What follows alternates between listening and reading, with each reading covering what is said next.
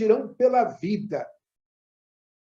Terra, teto e trabalho.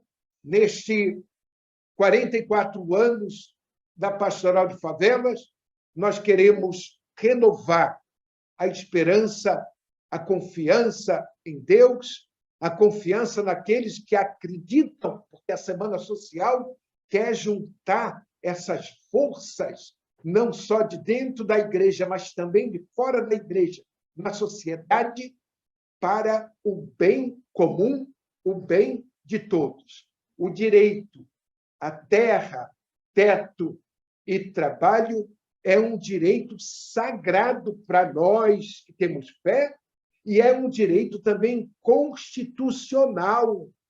É um direito, a nossa Constituição diz que é dever do Estado brasileiro promover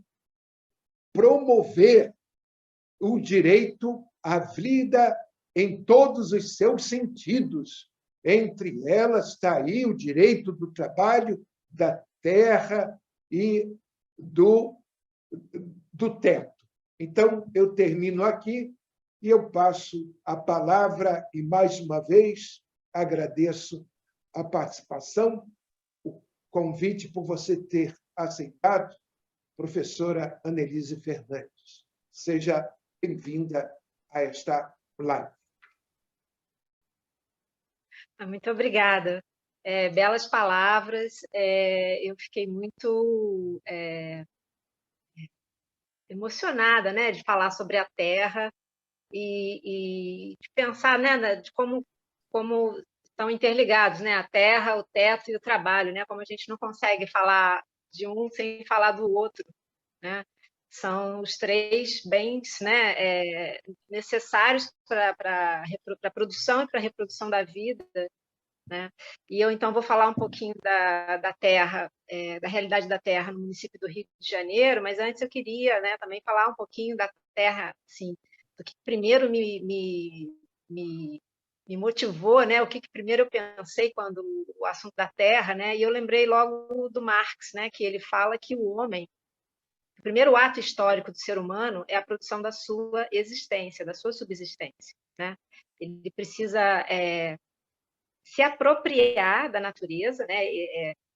Toda forma, a existência humana, né? Para a sua subsistência, a gente precisa realizar a propriedade da natureza, mas não é a propriedade capitalista, né? Não é a propriedade privada, é o ato de apropriar-se da natureza.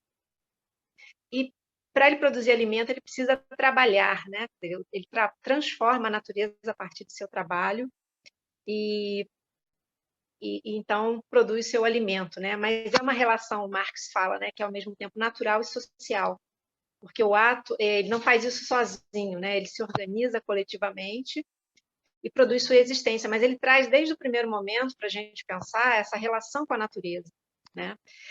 E além da gente falar da terra como propriedade, né, falar da função social da terra, é importante a gente falar da terra solo, né? A terra, o solo é que nos dá o alimento. E segundo, tem até um vídeo no YouTube que se chama Precisamos Falar sobre o Solo, né? E ele fala o seguinte, que o solo é necessário 2.000 anos para criar 10 centímetros de solo fértil. As florestas e as plantas protegem o solo. Ela nos alimenta e nós somos responsáveis pelo que acontece com ele, né? Então nesse vídeo fala, né, que em 2011 houve a perda de 24 bilhões de toneladas de solos férteis pelo processo de erosão, né, pelo processo de monocultura e também o crescimento das cidades e a impermeabilização dos solos férteis, né? Então, a gente está vivendo hoje, né, se fala muito sobre a crise hídrica, mas a gente também está vivendo um processo de desertificação dos solos, né, e de privatização das terras, né? Então, os grandes grupos econômicos já sabem disso, né, dessa tendência da escassez da água e da desertificação dos solos. Então, a compra de terras, né, e aí também, se você pensar, o acesso à energia solar, né, porque quem tem mais terra tem mais energia solar, né? Então, de um mundo que vai ficando cada vez mais desigual por conta dessa apropriação desigual, né? desse recurso que é necessário para todos, né? A gente vive um mundo em que há um processo de mercantilização dos bens comuns, né? Que são necessários para todos produzirem sua subsistência, né? E então o homem, né, nesse ato de produzir a sua subsistência, de se organizar coletivamente, ele produz também uma praxis, né, uma prática social que produz um conhecimento, que produz um saber que está ligado a esse lugar que ele vive, né? Então, assim, também queria chamar a atenção para a terra como território, né? Muitos movimentos sociais no campo e na cidade vão dizendo: eu não quero só terra, eu quero território. Não é qualquer terra em qualquer lugar. É a terra, é no lugar onde eu cresci, onde eu vivi, onde eu tenho meu conhecimento, né? É uma existência das pessoas que produz um conhecimento acumulado de uma cultura, de um povo, né? Essa palavra agricultura, né? O trabalho na terra que produz uma cultura e não só um negócio, né? Então está ligado a uma forma de saber. Então você não pode, né? Não é qualquer lugar. É o lugar onde você construiu a sua existência, né? Então, terra também como território, né? É muito importante a gente pensar nisso. Então, para a gente, então o Brasil é formado por uma diversidade, né, de comunidades e povos que têm formas muito distintas de se relacionar com o ambiente, de se relacionar com a terra, com a natureza, e que têm diferentes saberes, tem também diferentes regimes de apropriação, né? Então, muitos grupos não vão reivindicar a terra no sentido de uma propriedade privada como a gente conhece, né? Mas vão reivindicar usos comuns da terra, né? Então, você tem cerca de 1/8, né, do território brasileiro, ele é formado por povos, né, que têm formas diferentes, né, do modelo ocidental do mercado de terras, né? Pensar nas nossas populações indígenas, da gente pensar as quebradeiras de coco não querem a terra, elas querem ter acesso ao babaçu, né, para garantir sua subsistência, os faxinais, né, os caiçaras,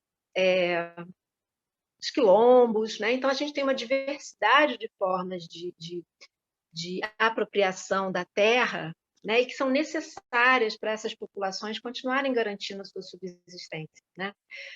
Muitos camponeses vão se referir à terra também como terra de trabalho, né? A terra está ligada ao trabalho. A professora Beatriz Herédia, né, também tem um livro que fala Morada da Vida, né? Ou seja, a terra como o lugar onde se constrói a vida.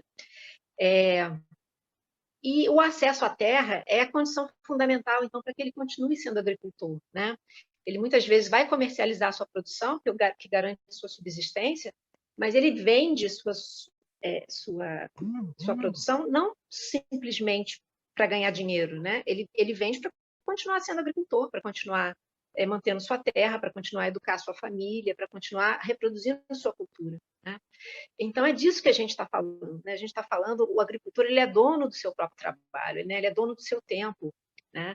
E ao longo da história do Brasil, o que a gente teve, né? A gente teve, a partir de 1850, com a Lei de Terras, quando estava se aproximando do fim da escravidão, foi dificultado o acesso à terra, né? Só podia ser proprietário dali para frente quem pudesse comprovar que tinha comprado a terra, né? Que tinha um título de propriedade, né? Então, por quê? Porque não é possível ter no Brasil terra livre e homem livre, né? Porque quem se sujeitaria ao trabalho duro e explorado, né, nas grandes propriedades, né? Então, era preciso limitar o acesso das pessoas à terra para que você tivesse um trabalho subordinado, né?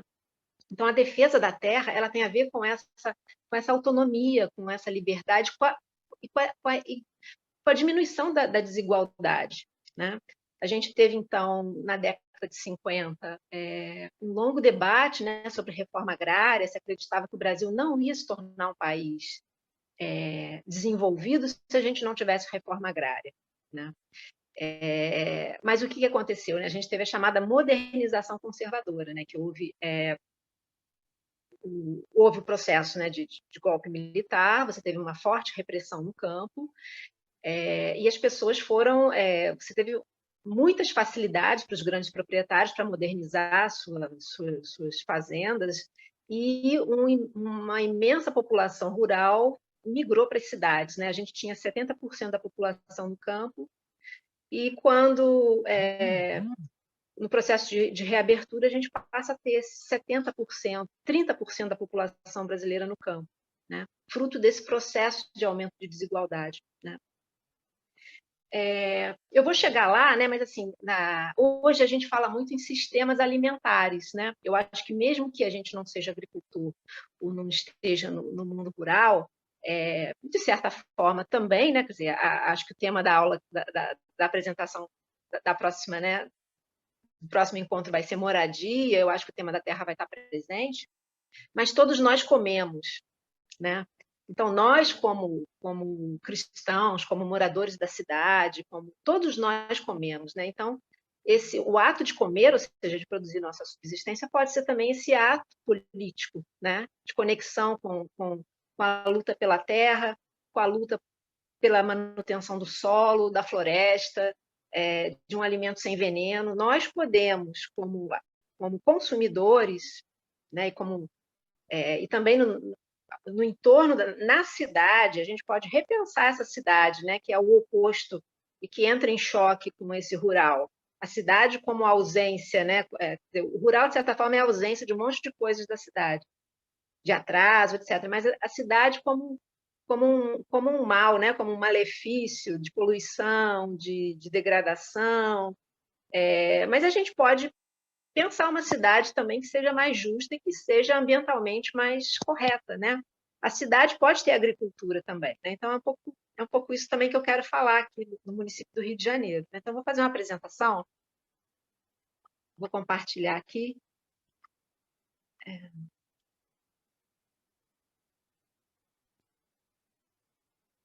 Eu entrei no celular e no notebook ao mesmo tempo para facilitar, né? Então eu coloquei aqui, né? Me foi sugerido falar um pouco. Bom, e nessa história da terra, da luta pela terra, campo e cidade, a gente vai ter também a questão ambiental, né? A questão ambiental, ela vai ser uma forma diferente de falar desses mesmos conflitos de luta pela terra. Né? Através do debate ambiental, a gente vai ter uma ressignificação desse debate sobre agricultura, sobre terra, e então tem a ver um pouco no Rio de Janeiro, né? A gente vai falar das unidades de conservação da Floresta da Tijuca, do Parque Estadual da Pedra Branca, da Serra do Mendanha, que entraram nessa conversa aí da agricultura, mas também de lazer, né? Nessa questão ambiental e na questão dos modos de vida agrícolas e também da defesa desses espaços como conservação da natureza, também tem a defesa desses lugares como lazer, né? Você vive em cidades cada vez mais adensadas, o lazer é também um direito social, né? Então, você ter garantias de espaços públicos, a gente hoje está discutindo, né, a defesa do Parque de Realengo, né?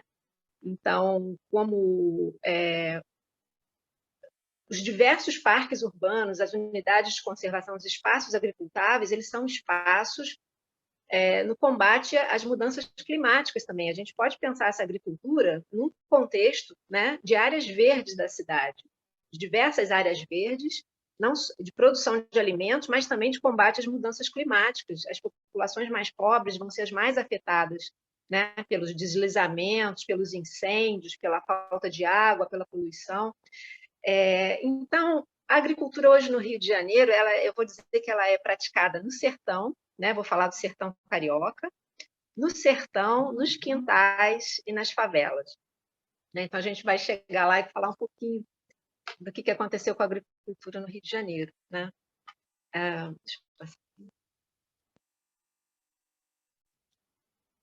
foi demais.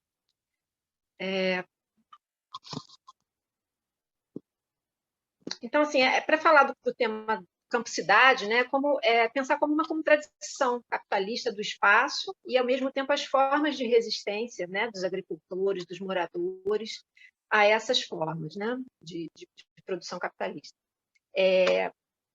Antes de falar do Rio, né, a gente pensar que o Rio de Janeiro é um estado que vive um processo de pós-desindustrialização, e que muito cedo ele passou por um processo também de desagriculturalização e desruralização, né?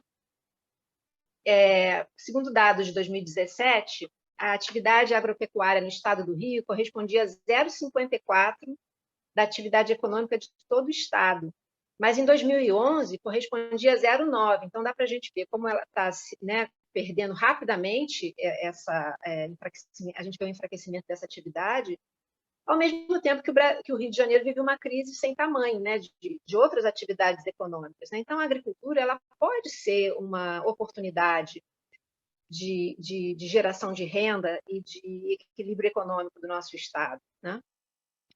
Minas Gerais e São Paulo, por exemplo, têm uma participação maior do que 10% das atividades econômicas nas atividades agropecuárias, né?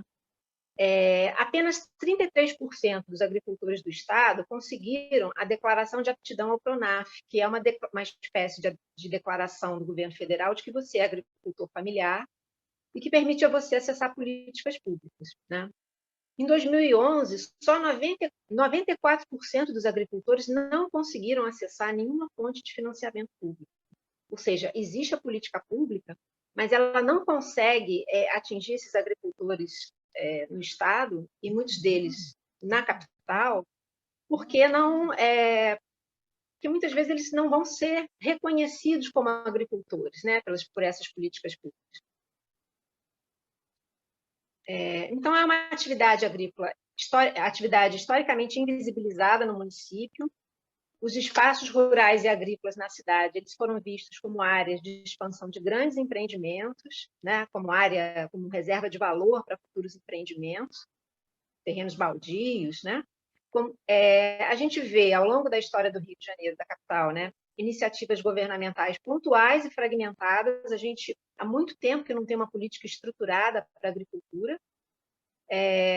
No finalzinho eu posso falar um pouco dos nossos infortúnios, né? A gente tem uma luta histórica pela posse da terra e direitos territoriais de agricultores, o discurso e as políticas ambientais que ressignificam esses conflitos, né? E aí, então, também pensar essa proteção ambiental, que é necessária para todos, ela muitas vezes também pode ser usada para aumentar a exclusão social, para remover pessoas, né? E muitas vezes para negar. Você quer proteger a conservação da natureza, mas você não vê, por exemplo, que você tem uma agrobiodiversidade, uma diversidade agrícola na paisagem, um sistema agrícola histórico que também merece ser preservado, né? Então, pode ser alvo de patrimônio. Outra questão, né? Então, a gente costuma dizer que o Rio de Janeiro ele tem uma agricultura não convencional quando a gente compara com outros estados, né? Primeiro, porque as terras são muito pequenas, 56% dos estabelecimentos têm menos de 10 hectares. Por conta disso, a gente tem a pluriatividade, né? um perfil assim, bastante urbanizado também desses agricultores, que muitas vezes têm outros serviços para continuarem mantendo sua terra. Então, que tipos de serviços? Beneficiamento, processamento, comercialização e outros não agrícolas, né? Mas podem ser rurais, turismo rural, artesanato, e às vezes nenhum dos dois, atividades urbanas.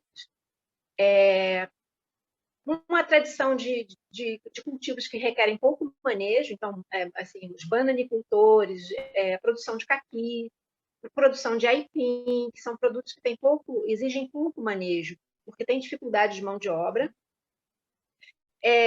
Os agricultores estão envelhecendo, né? E tem poucos jovens que querem dar continuidade à agricultura. O entorno urbano dificulta o reconhecimento dessa agricultura.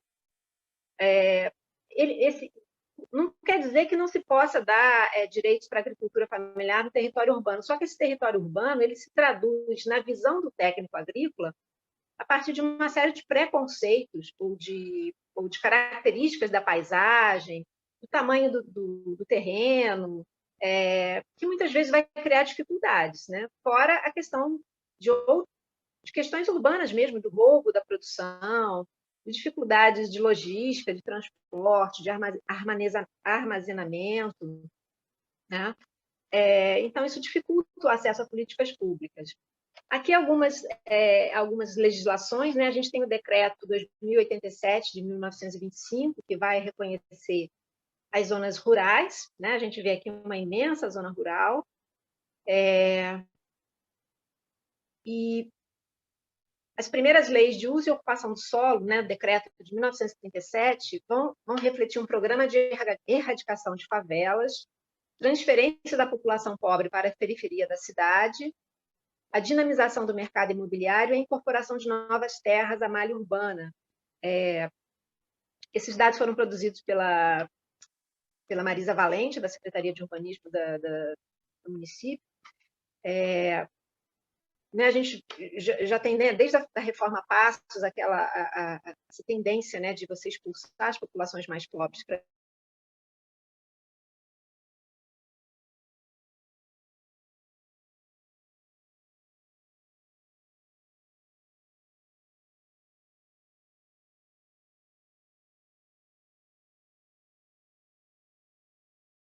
dele, essa região da Baixada de Jacarepaguá, né, pegando aqui de um lado o maciço da Tijuca, o Mendanha, a Pedra Branca. Tem autores que vão trabalhar com essa definição de sertão carioca como sendo a zona rural, aquele correspondente àquele mapa que eu mostrei, e outra... Eu caí, gente? Foi e voltou rapidinho, professora. Caiu, mas voltou. E a pesquisadora historiadora Manuela Pedrosa, ela vai falar do sertão carioca como sendo uma região comum entre o Rio de Janeiro e a Baixada Fluminense, porque essas regiões elas viviam os mesmos processos, né? O sertão carioca como abandono, como um lugar ausente, né, da atuação do poder público, né? E relações de produção, né, comuns. Eu acho que ainda não voltei aqui minha apresentação. Deixa eu ver se consigo conectar. Só um minutinho. Vou ter que entrar de novo.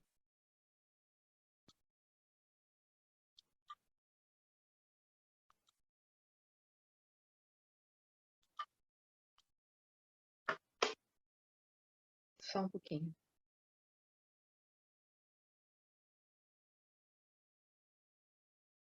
Será que eu consigo? Vou rotear aqui o telefone, peraí.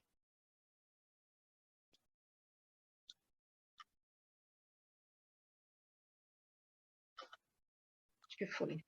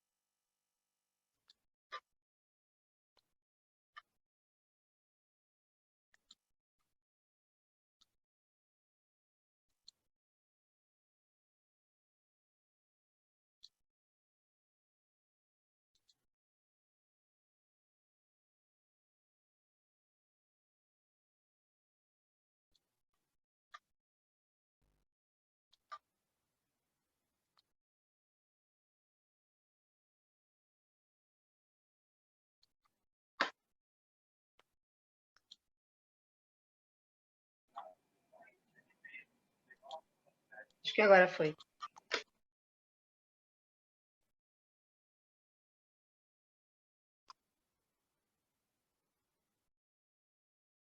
Tá ok, professora. Foi? Foi, né? Então, essa é a região chamada de Sertão Carioca, né? Esse mapa aqui de 1957, ele vai mostrar o Distrito Federal do geógrafo Silvio Frois de Abreu, ele mostra que as zonas de produção, roças e morros, aqui, né, já estou apontando aqui, não dá para apontar, sítios e roças na Baixada, as hortas e aviários, e mostram o escoamento, né, dessa agricultura para os mercados. Então, a gente tem o mercado municipal parece a Praça 15, né, o mercado da Praça Mauá e Madureira. Então, esses tropeiros, né, eles saíam dessas regiões, muitas vezes por cima, né, das vertentes, não pelas vias que a gente conhece hoje, para chegar nesses locais e abastecer esses mercados, né? Na década de 1930, a gente teve um processo de saneamento da Baixada Fluminense e de Jacarepaguá, com o objetivo de sanear, né, as terras alagadas, que eram locais de insalubridade, né, segundo o discurso da época, e a formação de um cinturão verde de abastecimento para a cidade, né? Só que o processo gerou um processo contraditório de especulação imobiliária, né, de posse, de interesse nessas terras, né? Então, em 1946, a gente tem, da década de 40 até os anos 60, a gente tem um intenso processo de conflito de terra, e é uma curiosidade, né, que a gente teve ligas camponesas, então, no estado do Rio de Janeiro. Não sei se vocês já ouviram falar nisso, né? Porque as ligas camponesas, elas existiram fortemente no Nordeste contra o latifúndio, né? Contra a opressão no campo, a subalternização do trabalho, mas aqui ela vai ser em oposição ao processo de urbanização, né? Em abril de 58, a gente tem uma primeira conferência de lavradores do Distrito Federal, né, que elaborou a Carta do Lavrador, segundo Leonardo Soares dos Santos, né? Tá aqui, os lavradores tomam posse de terrenos abandonados, levantam sua residência, gastam suas energias em preparar a terra, tornando-a útil e produtiva, e depois, né, perdem para toda... além de levantar benfeitorias, se perdem com toda a família e de inúmeras famílias, e perdem depois suas terras, né, no conflito. Aqui nos anos 50 e 60, a gente tem um processo, né, sobre a égide do Decreto 37, de 1937, imprimiram feições urbanas a grandes glebas rurais, que posteriormente seriam caracterizadas como zonas residenciais. A gente tem aqui os conjuntos habitacionais e grandes loteamentos, né, na década de 50, nas chamadas zonas rurais. Na década de 70, a gente tem a abolição da nomenclatura de zona rural ou agrícola, a divisão do Estado nas seguintes zonas: área central, zona portuária, zona industrial, zona turística, zonas residenciais de 1 a 6 e zona especial de 1 a 7. Né? Em 76, a gente tem a revisão desse regulamento, então classificou as áreas desprovidas de infraestrutura urbana, incluindo as áreas agrícolas, como zona residencial 6. As restrições impostas por esse decreto conferiram aos imóveis baixo valor de mercado. Apoiados no emblema de relevante interesse social, foram criadas diversas leis de exceção, permitindo a implantação de conjuntos habitacionais através do SEAB e política de conjuntos habitacionais, dando suporte à política de remoção de favelas.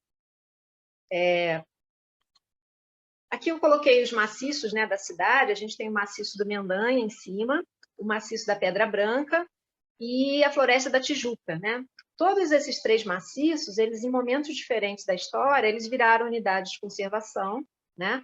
A história da Floresta da Tijuca a gente sabe que na época de Dom Pedro, né, Dom Pedro II, por conta do desmatamento dos cultivos de café, mas tem muitos estudos que vão mostrar que não era que houve um processo de gentrificação do lugar, né? Ou seja, que esses cultivos de café já estavam em declínio, então que seria interessante promover ali um processo de valorização das terras, né, destinadas à elite.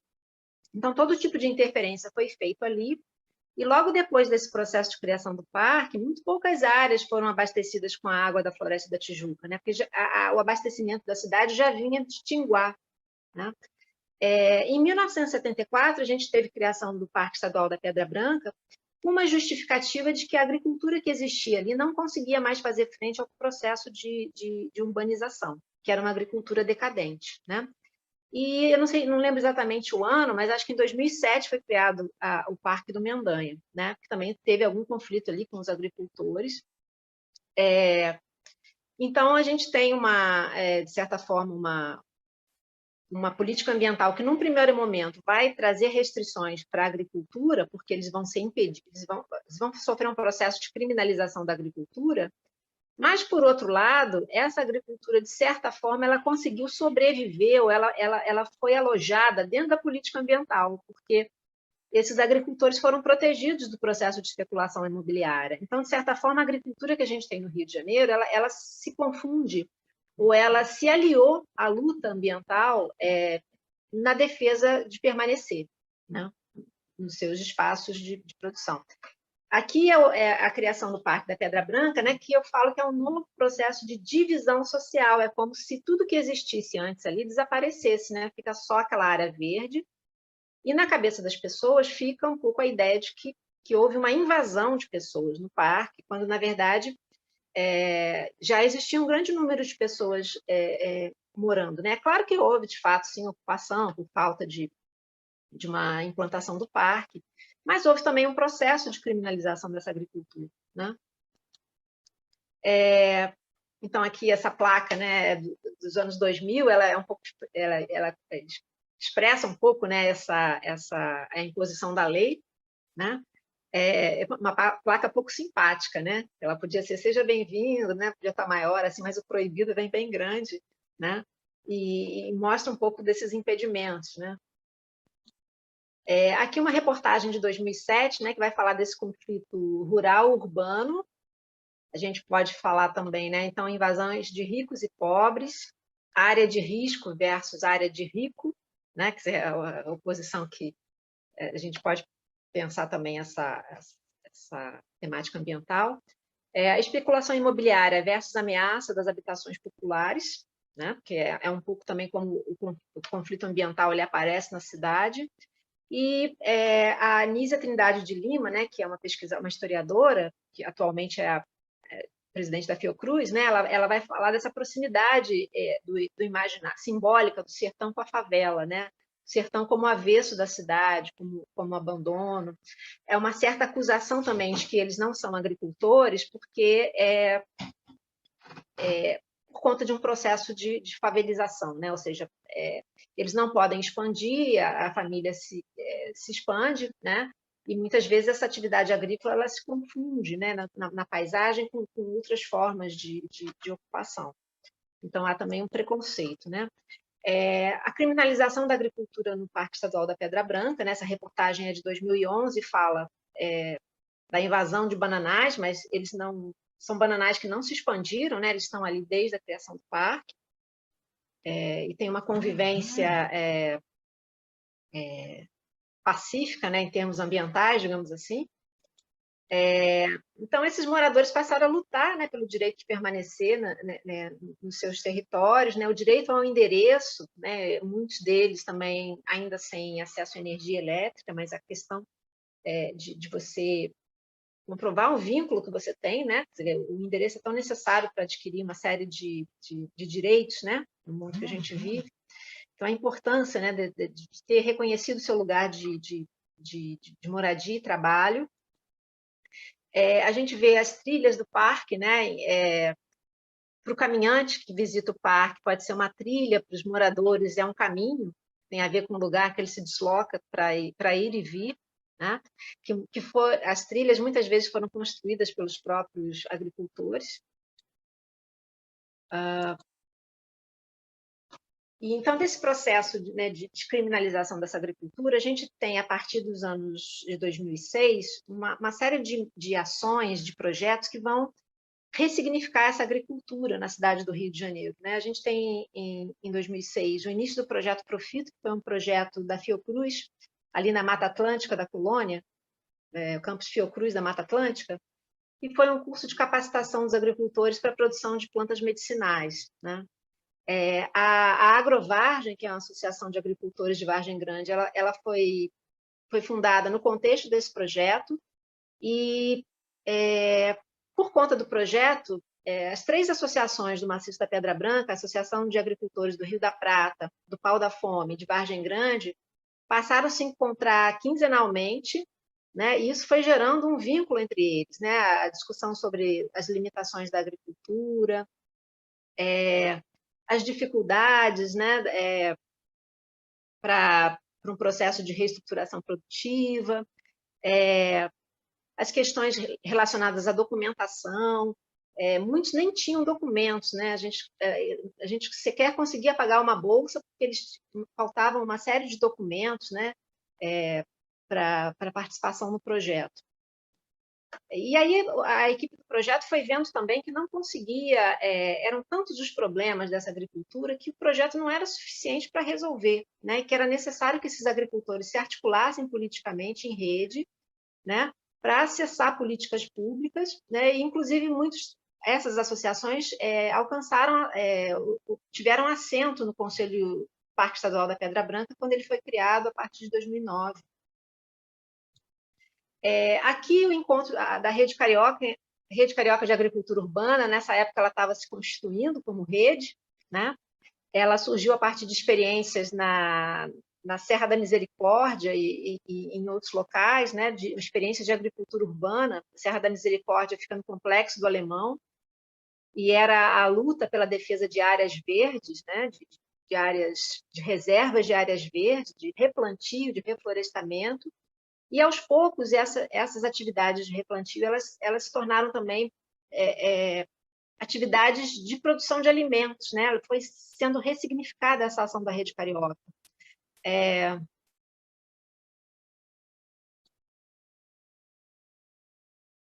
Aqui na Associação de Moradores de Vargem Grande, que é uma atividade, né, de cartografia, né? Não sei se vocês conseguem ver aqui o TNT, né, com o mapa do município, e as pessoas reconhecendo seus lugares, o que cada lugar tem, apresentando para os demais, né, a presença da rede ecológica, que é uma rede de 2006, a gente começou a ter uma série de iniciativas na cidade do Rio de Janeiro, de mapeamento, de reconhecimento dessa agricultura do município, né? Aqui um projeto, né, feito sob a minha coordenação na Rural, em parceria com o Profito, com a Rede Carioca.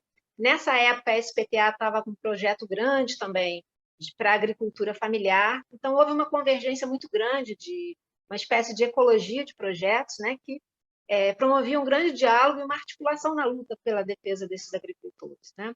Então, aqui, essa foto, aqui, por exemplo, no Jornal Amarelo, é o diretor da escola, o professor Carlos, com o Pedro, que conseguiu a primeira DAP. Foi feito um mutirão, aqui a gente tem a visita à Emater, o agricultor ia lá, recebia uma série de impedimentos para conseguir o documento. Então, um conjunto de organizações se articulou para resolver caso a caso de cada agricultor o que não conseguia a DAP. A gente marcou com a Emater que ia lá para resolver este assunto, e em 2012 o Pedro foi o primeiro agricultor a conseguir a DAP, né, depois de muita luta. E a partir desse documento a gente conseguiu fazer a primeira venda para a escola, né, de alimentação escolar, né, então é considerado uma conquista muito grande. Aqui embaixo também tem cenas da feira, né, e do primeiro tira-caqui, que eu vou falar dele daqui a pouquinho, né? Então, aqui é a primeira entrega, né, da alimentação escolar na Escola Teófilo. Então, a alegria, né, das pessoas. Um pouquinho aqui de uma espécie de cartografia que a SPTA fez, né, falando de todos esses movimentos. Então, aqui, o escoamento, né, desse alimento, então, da possibilidade de fortalecer o agricultor e das crianças das escolas terem acesso a esse alimento saudável, não só ter acesso ao alimento, né, mas discutir com elas a questão do território, falar sobre a cidade, falar sobre a cultura alimentar. Né? Então, aqui uma série de valores que eram passados, né, na luta pela articulação, fortalecimento desses agricultores. Outra expressão dessa agricultura, que não é só essa agricultura, digamos, familiar, que foi englobada pelo processo de ocupação urbana, né? Que foi sendo considerada urbana por conta do crescimento da cidade, a gente tem os chamados quintais produtivos, né? E a gente preza muito por essa palavra, né? Quintal como uma palavra que expressa essa cidade, esses bairros ainda que têm áreas grandes no entorno da casa, mas da luta por um novo modelo de cidade, né? Ou da ideia de que o quintal ele pode ser produtivo, ele pode fazer, o agricultor que tem um quintal, ele pode fazer uma feira, ele pode acessar, ele pode ter uma certificação orgânica, ele pode se inserir no mercado, ele pode ter geração de renda a partir de espaços pequenos, né? Então, é uma nova forma de pensar a cidade, né? Não só uma agricultura familiar, que precisa de uma área maior, mas formas menores, né, e mais adaptadas à realidade urbana podem existir também. Então, são chamados quintais produtivos, né? Então, a importância disso para a segurança alimentar, para a diversificação da alimentação, para o resgate de alimentos que são considerados ainda... Nossos avós comiam, né, verduras que a gente não tem mais acesso, né? Aqui é o que resultou de todo esse processo de mobilização, depois de uma década, né, de tentativas e de mobilização de agricultores e da luta por políticas públicas, a gente conseguiu, né, aqui tem um pouco das organizações e dos espaços de comercialização, que são lugares que materializam a existência dessa agricultura, né? A feira é uma manifestação, a materialização da agricultura, dizer que tem agricultura na cidade, né? Então, aqui o Maciço da Pedra Branca e as conexões, né? A Serra da Misericórdia, no Complexo do Alemão, as feiras, os consumidores, a escola, que a gente entrega aqui, a alimentação escolar entregava, né? Segundo dados, né? Qual é o perfil econômico desses agricultores? Da rede carioca, né? Mas a gente tem 19% desses agricultores conseguem mais de 5 salários mínimos, 19% até 1,5 salário mínimo, 56% fica entre 1,5 e 3 salários mínimos, e 6% conseguem de 3 até 5 salários mínimos, né? Essa pesquisa foi feita pela Karen Lima, economista, sobre a rede carioca de agricultura urbana, agricultura no Rio de Janeiro, e a composição da renda desses agricultores nas feiras, né? 50% dos agricultores conseguem mais de 70% da renda nas feiras, 21% até 30% de renda, 17% conseguem 30% e 50% da sua renda nas feiras, nos espaços de comercialização, e 12% dos agricultores conseguem entre 50% e 70% de sua renda. Então, muitos podem criticar, né, a escala pequena da agricultura praticada no município, mas ela é fonte de geração de renda, ela tem uma expressão econômica importante, né? Aqui, então, um pouquinho também das feiras agroecológicas, né, que é a Feira de Campo Grande, a Feira Agroecológica da UERJ, a gente tem a Feira da Freguesia e outros espaços de comercialização. Aqui uma imagem da Feira da Roça, em Vargem Grande, né, que, também falando da agroecologia e cultura. A feira como um espaço cultural, como um espaço social de afirmação identitária, né? Uma outra pesquisadora vai falar, a Cláudia Mello, vai falar da feira como um espaço social de planejamento insurgente da cidade, né? Do desejo de uma nova cidade. Aqui um pouquinho de um anúncio, né, das atividades da Feira de Campo Grande, que existe desde 1998, se eu não me engano. Então, atividades de compostagem, diminuição de sacos plásticos, meio ambiente e agricultura. Aqui só um pouco os dados também que a Karen traz, né? Aqui a distribuição desses agricultores na cidade. Então, eu coloquei aqui do lado mais amplo para a gente poder ver. Então, na AP4, a gente tem 380 agricultores, na AP5, 975, não, desculpa, 975, na AP3, 115, e na AP2, 35, né, com um total de 1.505 agricultores.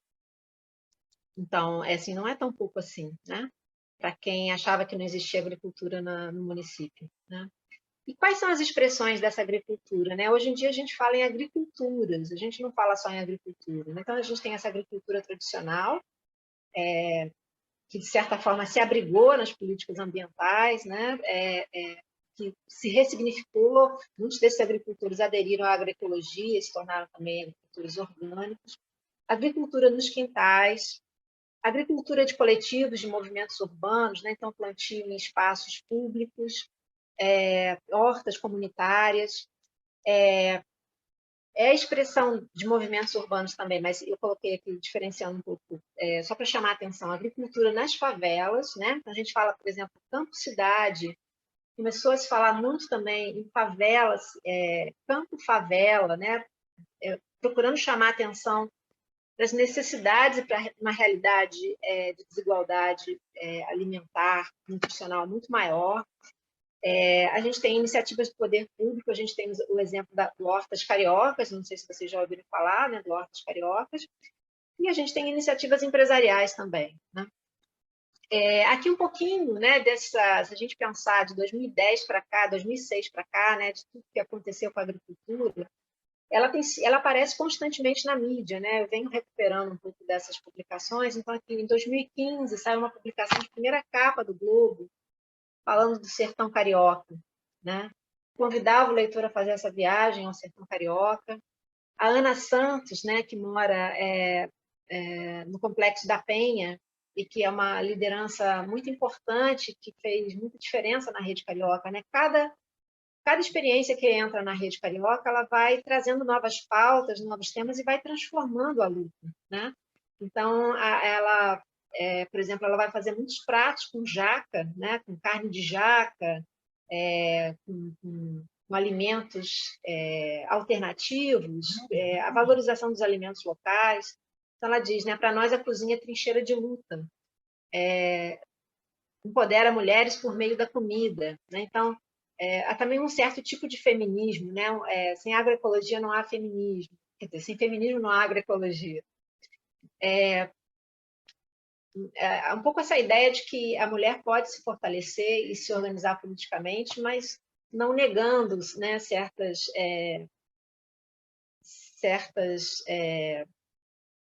seu vínculo com a família, seu vínculo com a casa, seu vínculo com a alimentação, né? Ao contrário, é a partir daí que elas se empoderam e que a luta no território pode se fortalecer, né? Aqui uma notícia sobre a Feira da Freguesia, né? Então, também, um valor que essas feiras passam é a ideia de você fornecer alimentos baratos, orgânicos, de qualidade, próximo dos lugares onde são plantados, não apenas para moradores da Zona Sul. Todos têm o direito de comer bem, com qualidade, sem agrotóxicos. Isso aqui também é da reportagem de 2015, né? A imagem, claramente, né, ela está fazendo um diálogo com o sertão carioca, né, querendo mostrar que esse agricultor ele ainda existe na vida real. Ele parou ali para tirar uma foto, mas ele vai voltar para os seus afazeres, né? E convida o leitor a fazer essa viagem também, né, do sertão carioca. Tem um certo exotismo na reportagem, mas os agricultores participaram da construção da pauta dessa reportagem, né? Eles também ficaram satisfeitos em mostrar esses traços, né, do seu modo de vida.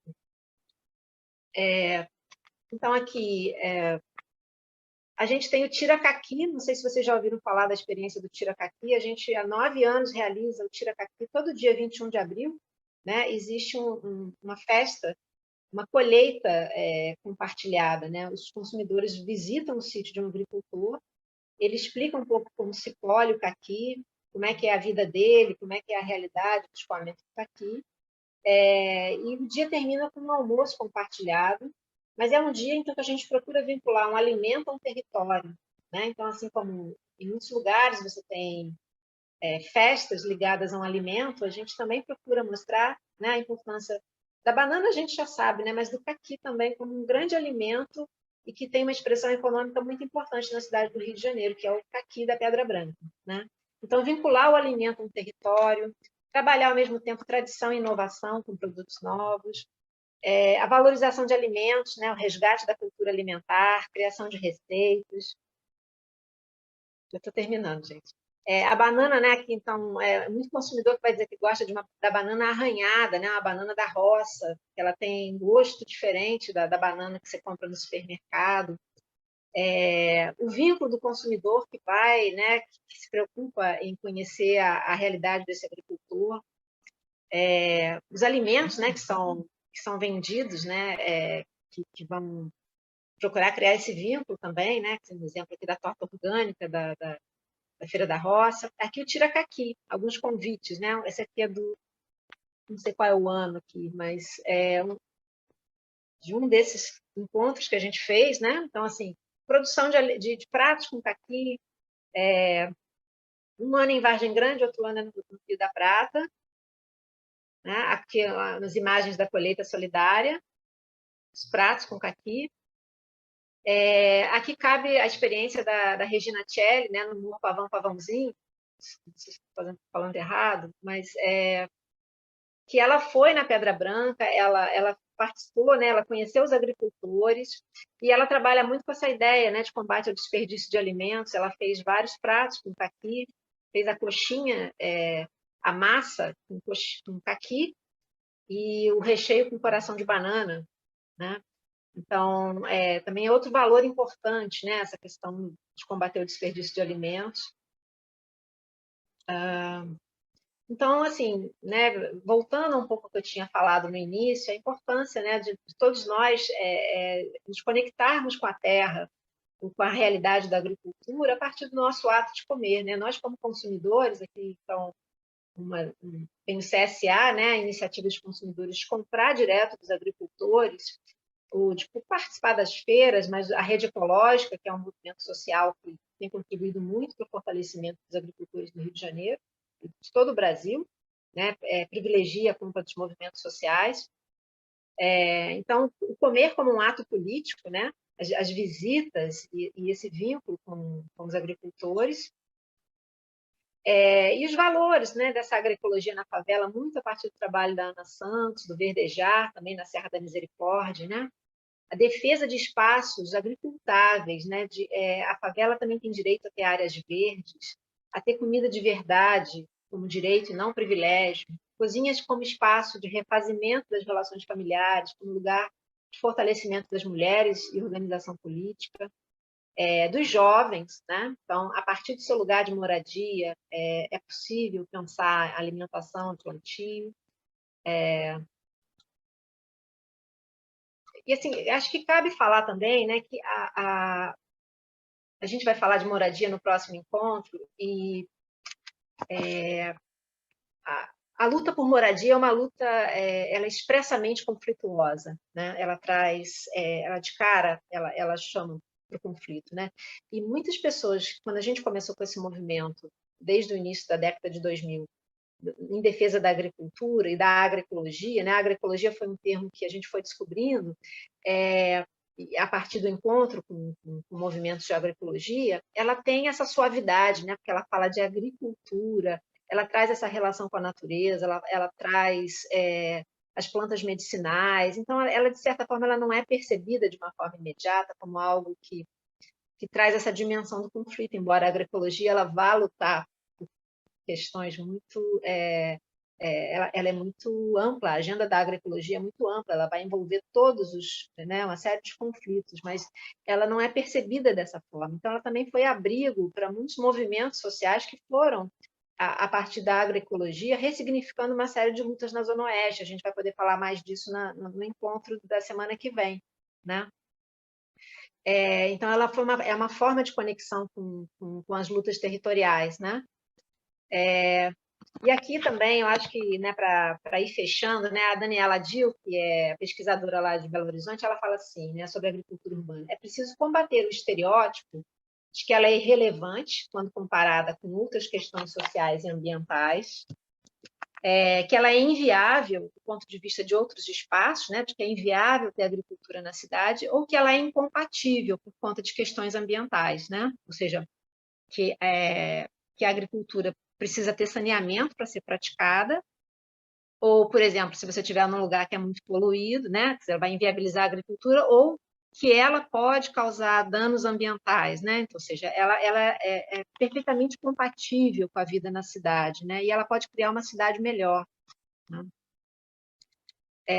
Assim, só para pontuar também, né, a gente teve a frente parlamentar em 2017, através da atuação do vereador Renato Cinco. Ela continua agora através da atuação do vereador Raimon, né? Em 2019, a gente construiu a Lei Municipal de Apoio à Agricultura Urbana e Periurbana no Rio de Janeiro. A gente tem a Política Estadual, né, de Desenvolvimento Rural e Sustentável de Agroecologia e Produção Orgânica, né, de Produção Orgânica do Rio de Janeiro. A gente conseguiu reativar o Conselho Municipal de Desenvolvimento Rural em 2019, né? Atualmente, a gente passa por uma série de dificuldades, né? O Circuito Carioca de Feiras Orgânicas foi criado em 2010, é um patrimônio da cidade do Rio de Janeiro, mas ele, na gestão Crivella, ele teve o seu estatuto revogado, seu regimento revogado, e o conselho foi dissolvido. Ele foi parar na Secretaria de Ordem Pública, saiu sem maiores avisos da Secretaria de Trabalho e Economia Solidária. O Conselho Municipal, desde 2019, que ele não é convocado. Enfim, a gente enfrenta uma série de dificuldades para a continuidade, né, e aplicação de políticas públicas, mas eu não consigo deixar de ver também, de registrar as conquistas, né, que foram feitas em termos de visibilidade e reconhecimento político da agricultura no município do Rio de Janeiro. Então, cada vez mais se reconhece, se fala em agricultura urbana, né? A defesa da agricultura rural e com características rurais, dos espaços rurais, mas também de uma agricultura urbana, no combate a uma série de mazelas, né, da cidade, ou de reinvenção desse espaço urbano, né? Eu vou ficar por aqui, acho que a gente pode conversar, né? Espero não ter sido muito chato, né, nem me alongado demais. Eu vou encerrar, então, para a gente conversar. Que bom. Parabéns. Parabéns pelo trabalho, pela clareza da exposição, né? A gente fica feliz e a gente se sensibiliza, né, diante das lutas, né, e de tantos agricultores e de tanto empenho, né, daqueles que buscam a beleza dessa cidade, né, com toda a diversidade que essa cidade tem. Para mim, foi uma descoberta, né? Como quem diz, a gente sempre diz, né, vivendo e aprendendo. Cada vez que a gente tem uma live dessa, a gente aprende tantas coisas. E parabéns pela sua existência e por você abraçar essa causa, tá, minha querida? Muito bem.